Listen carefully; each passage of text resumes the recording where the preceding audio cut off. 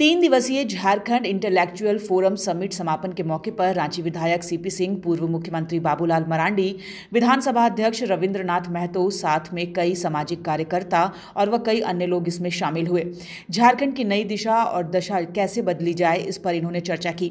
साथ में शिक्षा के क्षेत्र और स्वास्थ्य के क्षेत्र में युवाओं को रोजगार देने जैसी समस्याओं पर भी इन्होंने विचार विमर्श किया।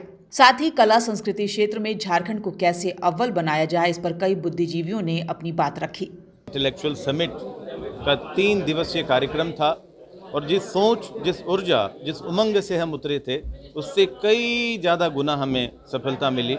सफलता के पैमाने ये हुए कि हमारे मैक्सिमम जो श्रोता थे 80%, जो 6 सत्र में, वो सारे विद्यार्थी थे और पोस्ट ग्रेजुएशन के विद्यार्थी थे। और इन्हीं बच्चों का भविष्य है आने 4-5 सालों में देखना है, और यही समय जो है उनके भविष्य का निर्माण करेगा। तो इसलिए जिनको हम छेड़ना चाहते थे, ट्रिगर करना चाहते थे, और इसकी वीडियोग्राफी बनी है, अब ये सारे बच्चों तक पहुंचेगी, पूरे झारखंड तक पहुंचेगी। इसका उद्देश्य सिर्फ कार्यक्रम डिजिटल टेक्नोलॉजी की दुनिया में यहीं तक नहीं था, इसको लेकर जाना है दिल्ली, मुंबई, झारखंड, पूरे देश में। प्राइम मिनिस्टर के कार्यालय तक जाएगी ये बात कि हम इस कार्यक्रम को क्यों कर रहे हैं। करने का एक ही उद्देश्य है कि हमारी जो मदर स्टेट है वह भारत की सबसे अच्छे राज्य की श्रेणी में, गिनती में आए। सिर्फ खेल में नहीं, आपके रोजगार में, उद्यम में। जब तक उद्यमी पैदा नहीं होंगे तो सारा उपलब्धि फेल है।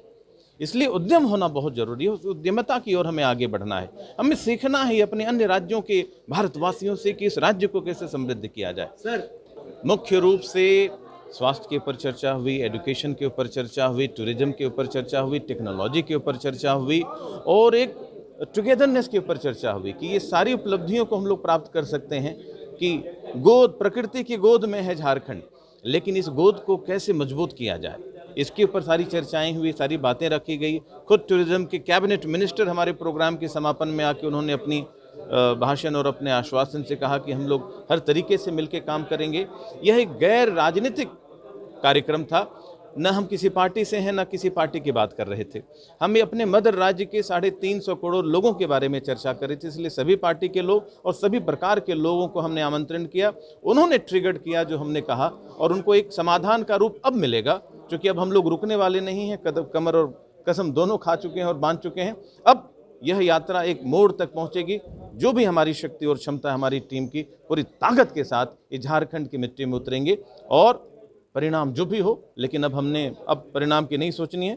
अब हम उतर गए हैं तो झारखंड के लिए जी और जान जो भी कहते हैं सब लगा के इसको भारत का नंबर 1 स्टेट सभी क्षेत्रों में, मेडिकल के लिए यहाँ पे मेरा एक स्वप्न है कि भारत का सबसे बड़ा अस्पताल वह बने जो आम व्यक्ति को कभी कोई परेशानी नहीं हो, ऑटोनोमस लेवल पे चले, और जो मरीजों के लिए लाभदायक हो, खिलाड़ियों के लिए अच्छा वातावरण बने। और शिक्षा में बाहर हम क्यों जाना चाहें, अपने ही विद्यालयों को दुरुस्त करें, अपने विश्वविद्यालयों को दुरुस्त करें।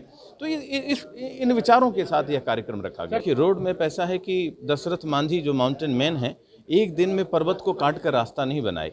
ये हमारा आज पहले का जो एक नक्शा है जो हमने उतारा, ये हमारे भीतर एक हलचल थी, उसको हमने एक प्लेटफॉर्म दिया सफलतापूर्वक 3 दिन का। अब इसमें हम धीरे धीरे सभी जिलों में जाएंगे, सभी प्रखंडों में जाएंगे, हर जगह अपना विचार रखेंगे और एक इंटेलेक्चुअल भाव रखेंगे। 20 साल का अनुभव हमारे झारखंड से बाहर का है।